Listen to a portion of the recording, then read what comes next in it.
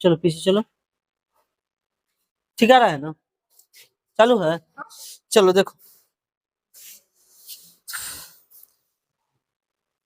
इसके पहले हम लोग क्या साबित किए थे, श्रेणी क्रम समूहन। ठीक है, आज हम देखेंगे समांतर क्रम समूहन। ठीक है, प्रतिरोधों को समूहन क्यों किया जाता है जी,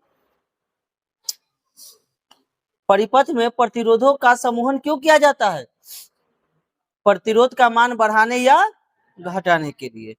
जब बढ़ाना होगा तो श्रेणी क्रम में जोड़ते हैं, और प्रतिरोध का मान यदि घटाना होगा तो हम समांतर क्रम में जोड़ते हैं। ये बताए थे ना। देखो, इतना अच्छा से बताने के बावजूद भी तुम लोग कंप्लीट नहीं रखते, इसका मतलब यादें नहीं करते हो। अच्छा, इसका रिजल्ट कल पता चल जाएगा। कल तो 15 अगस्त का बच जाएगा सब, परसों नहीं बचेगा। चलिए चलिए देखिए क्या है। अब है दूसरा हम लोग का समांतर क्रम संयोजन या पार्श्व संयोजन। क्या है समांतर क्रम संयोजन या पार्श्व संयोजन, क्या होता है पार्श्व संयोजन, बोलिए कोई दिक्कत है। पार्श्व संयोजन क्या है, देखिए समांतर क्रम संयोजन क्या होता है, पहले समझ लेंगे कि जब दो या दो से अधिक प्रतिरोध, जब दो या दो से अधिक प्रतिरोध के पहले सिरा या छोर को एक बिंदु पर, दो या दो से अधिक प्रतिरोध को पहले छोरा या पहले सिरा या छोर को एक बिंदु पर तथा दूसरे छोर को एक साथ एक बिंदु पर जोड़ दिया जाता है, तो इस तरह से संयोजन समांतर क्रम संयोजन या पार्श्व क्रम संयोजन कहलाता है। इसमें विद्युत का मान सभी प्रतिरोधों में क्या होता है, अलग अलग होता है। जैसे देखिए ध्यान से, याद नहीं था है ना, हम लोग डस्टर निकाल रहे हैं। अरे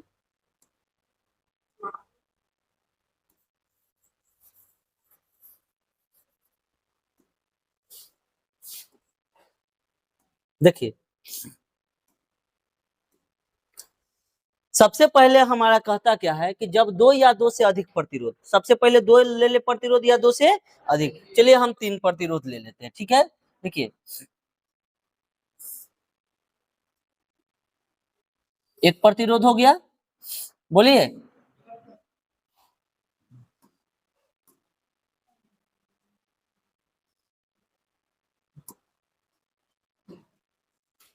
ऊपर वाला भी मिट गया जी। एक प्रतिरोध हो गया, ये दूसरा प्रतिरोध हो गया,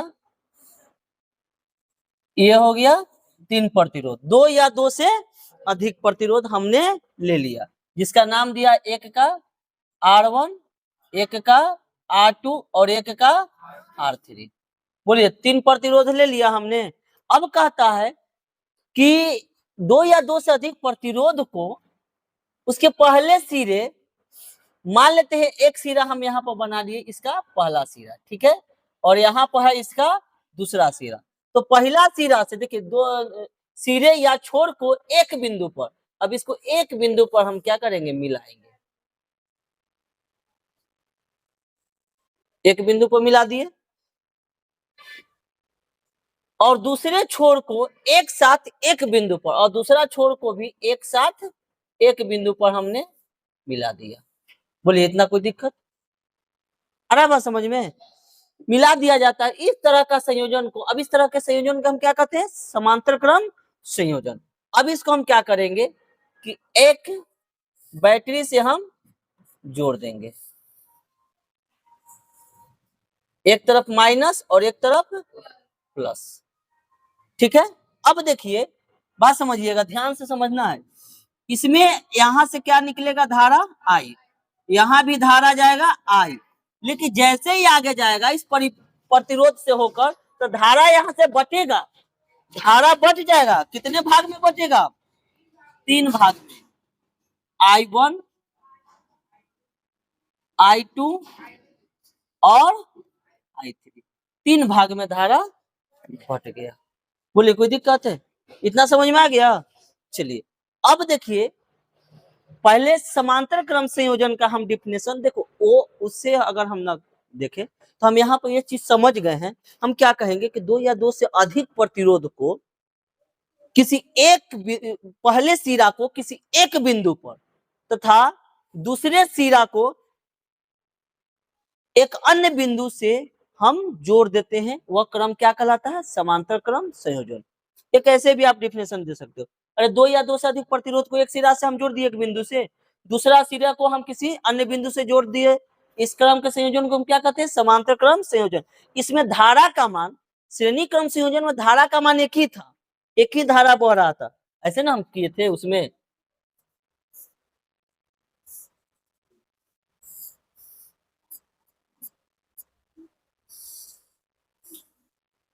ऐसे तो यहां से धारा आई जा रही थी, यहां भी धारा आई था, इस सब में क्या धारा जा रहा था? आई।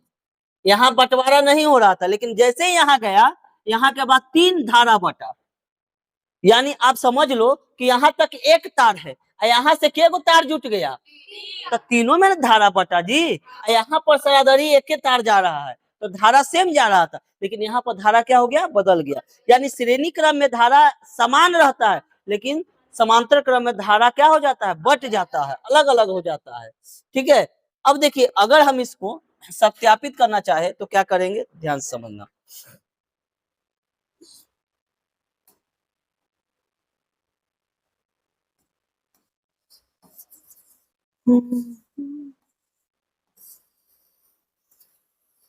देखिए अब कहता क्या है कि समतुल्य प्रतिरोधों के लिए व्यंजक हम प्राप्त करें, यानी समांतर क्रम जो समूह है उसके लिए हम व्यंजक प्राप्त करते हैं। तो क्या लिखेंगे? सबसे पहले अब देखिए एक चीज और हम यहाँ पर बता देते हैं, ठीक है, ध्यान समझना। अब इसी फिगर को एक तरह से हम और यहाँ पर बना सकते हैं। क्या? देखिए ध्यान से, जैसे हमने आपको बताया था इसके पहले वीडियो में कि जब हम 10 मरकरी बारने से अच्छा है कि हम एक उतना वाट का बार लें, ठीक है। तो इसी में इतना प्रतिरोध लेने से अच्छा है कि हम एक इसका समतुल्य प्रतिरोध ले ले, ठीक है। यहाँ माइनस और ये प्लस,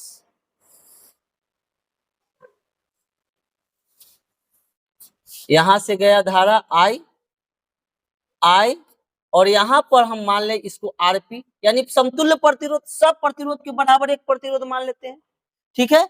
यहाँ पर सबका विभवांतर अब अलग अलग होगा। यहाँ पर विभवांतर क्या लगेगा? V1, यहाँ पर इसका क्या लगेगा? V2, इसका क्या लगेगा? V3। सबका विभवांतर क्या लगेगा? अलग अलग, ठीक है। देखिए यहाँ पर V1 लगा, इसका V2 लगा और इसका V3 लगा।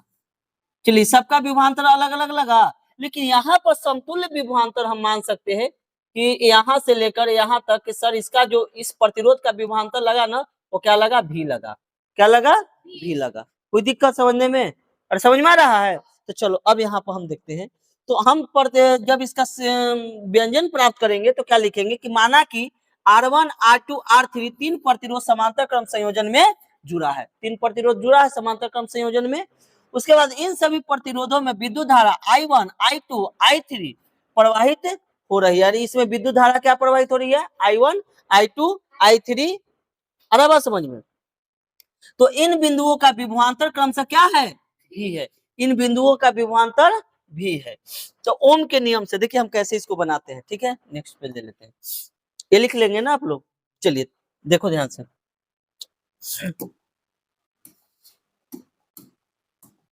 देखिए ओम के नियम से इसमें धारा अलग अलग जा रहा था ना, बोलिए। तो I1 बराबर अगर हम निकालेंगे तो कितना निकलेगा? ध्यान से देखना, देखो ध्यान से। देखिए I1 बराबर, इस I1 बराबर निकाल लेंगे, I2 बराबर निकाल लेंगे और I3 बराबर निकाल लेंगे। अरे बात समझ में?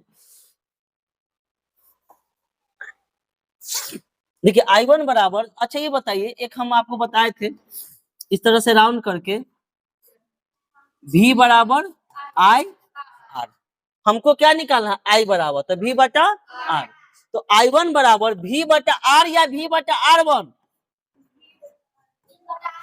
V बटा R1। ठीक है, एक थोड़ा सा हम लोग का मिस्टेक हुआ है, ये जो हम लोग का विभवांतर है ना V1 V2 V3, इसको नहीं लिखेंगे, इसका समतुल्य विभव क्या है, V है ना। इसको थोड़ा सा इरेज कर लेते हैं हम लोग। देखिए इसको थोड़ा इरेज करते हैं, ठीक है, ये नहीं होगा।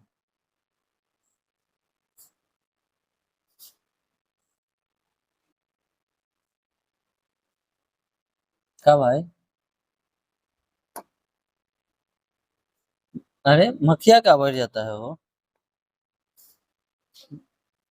बेचारा बदनाम हो जाता है झूठों के। देखिए हो गया, इनमें V1 V2 V3 नहीं करेंगे, क्यों, क्योंकि इसका समतुल्य विभवांतर, यहाँ पर धारा बढ़ता है, विभवांतर एक रहता है। अरे बात समझ में, श्रेणी क्रम में विभवांतर बढ़ता है और धारा एक रहता है, ये याद रखिएगा, ठीक है। तो हम ये V बटा R1 कर लेंगे, समीकरण 1। चलिए I2 बराबर निकालेंगे, क्या होगा, V बटा R2, समीकरण 2। I3 बराबर क्या निकालेंगे, V बटा R3, समीकरण 4। अब समतुल्य प्रतिरोध माने है ना, I बराबर क्या निकालेंगे, V बटा, अच्छा ठीक है,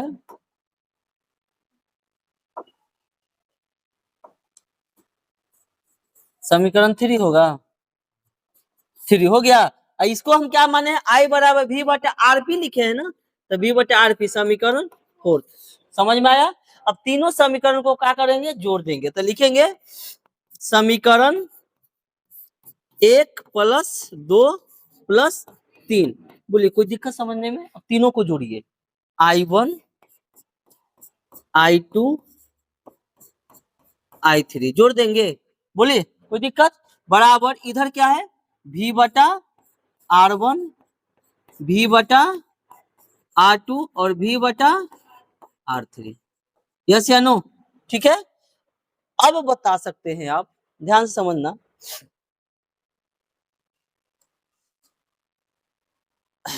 इस I1 I2 I3 को हम समतुल्य धारा, हम I लिख सकते हैं क्या, यहाँ पर I बराबर, यहाँ पर क्या लिख देंगे, V बटा R1, बोलो समझ में आ रहा है जी, V बटा R2 और प्लस V बटा R3।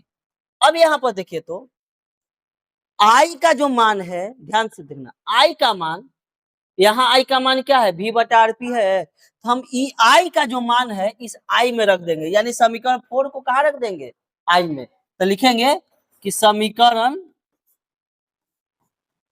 4 को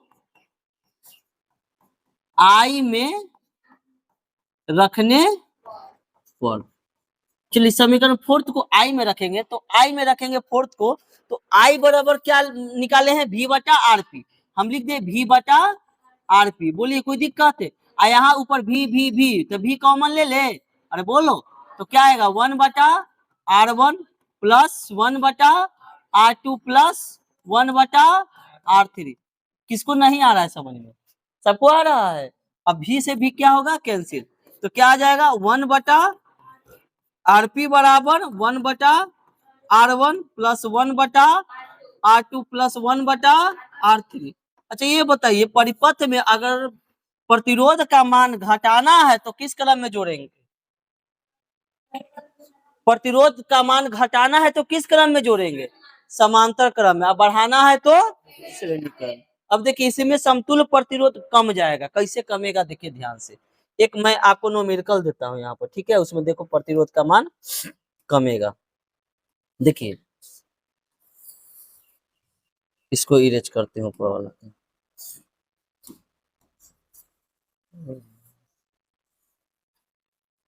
देखिए इसमें कैसे कमेगा, देखिए अगर हम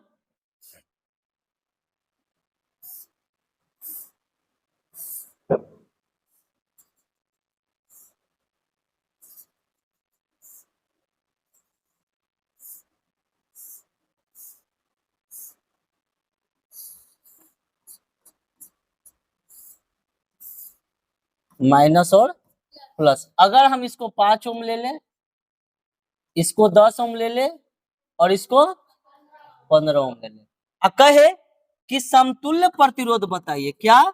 समतुल्य प्रतिरोध। चला, अगर श्रेणी क्रम रहता तो हमने आपको बताया था क्या करते, डायरेक्ट जोड़ देते। यानी आर एस बराबर क्या फॉर्मूला निकाले थे, R1 plus R2 plus R3, तो सबको हम जोड़ देते। यानी ए आपको देता है R1 और ये देता है R2 और ये देता है R3, तो सबको जोड़ देते हैं। कहते हैं कि सर समतुल्य प्रतिरोध 30 ओम होता है। जैसे अगर हम यहाँ निकालते आर एस बराबर, तो क्या R1 plus R2 plus R3, तो आर एस बराबर अगर समतुल्य श्रेणी क्रम की बात है ये, तो 5 ओम प्लस 10 प्लस 15, तो जोड़ के कितना ओम आ जाएगा, 30 ओम। तो सर समतुल्य प्रतिरोध जो है ना श्रेणी क्रम का कितना ओम आएगा, 30 ओम आएगा। लेकिन समांतर क्रम में समतुल्य प्रतिरोध आरपी बराबर, अभी हमने साबित किया 1/R1 plus 1/R2 plus 1/R3, दोनों सेम है, समझ लो प्रतिरोध सेम है। लेकिन एक श्रेणी क्रम में 30 ओम लाया, समांतर क्रम में कितना ओम लाते हैं ये देखो हम लोग। अब बताओ 1/5, 1/10 और 1/15। चलिए बताइए एलसीएम, 5, 10, 15 का एलसीएम क्या आएगा, 30। 30 कितना आएगा, 30। तो 5 छका 30, 10 तिहाई 30 और 15 दूनी 30। चलिए बताइए 6 3 9 2 11/30। ये बताओ इतना ओम आया, 11/30 ओम। अब इसमें और इसमें दोनों में कंपेयर अगर करेंगे हम लोग, कंपेयर, तो देखते यह है कि 11/30 कहने का मतलब 1 से भी छोटा हो जाएगा, यह 0.33 कुछ समथिंग करके आएगा।